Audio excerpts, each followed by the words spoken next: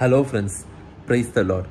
பிசாசோட ஒரு பெரிய ஆயுதம் என்ன அப்படின்னா, கர்த்தர் எதை பாவம்னு சொல்கிறாரோ அது பாவம் இல்லைன்னு நமக்கு நம்ப வச்சு நம்ம செய்ய வைக்கிறது தான் பிசாசோட ஒரு பெரிய ஒரு ஆயுதம்.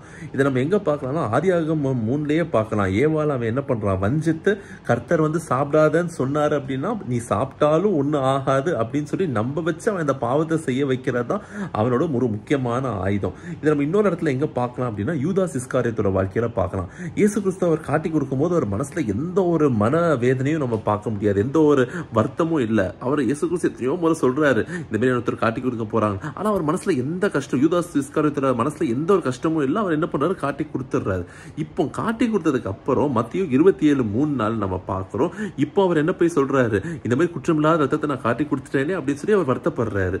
ஏன் அப்படின்னா மத்தேயு 27:3 பார்க்கிறோம், இயேசு எப்போ அவர் இந்த வருத்தப்பட்டார் அப்படின்னா, இயேசு மரணத்துக்கு ஏதுவான இதில் தள்ளப்பட்ட போது அவர் என்ன பண்றாரு, போய் அவர் வருத்தப்படுறாரு. ஸோ அப்படின்னா என்னன்னா, இயேசு காட்டி கொடுக்கும் போது அவருக்குள்ள ஒரு என்ன எண்ணம், யூதாஸ்குள்ள என்ன எண்ணம் அப்படின்னா, இவர் கர்த்தர், நம்ம இவர் காட்டி கொடுக்கறதுனால இவர் அரெஸ்டா பண்ண போறாங்க, இவர் எப்படியாவது தப்பிச்சிருவாரு அப்படிங்கிற ஒரு எண்ணம் என்ன பண்ணியிருக்கான்னு பிசாச மனசுல விதைச்சிருப்பான்.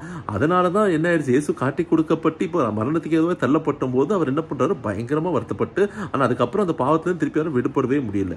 ஸோ நம்ம வாழ்க்கையில ஒவ்வொரு காரியத்தையும் வசனத்தோடு நம்ம ஒப்பிட்டு பார்த்து வாழ நம்ம பழகணும். God bless you.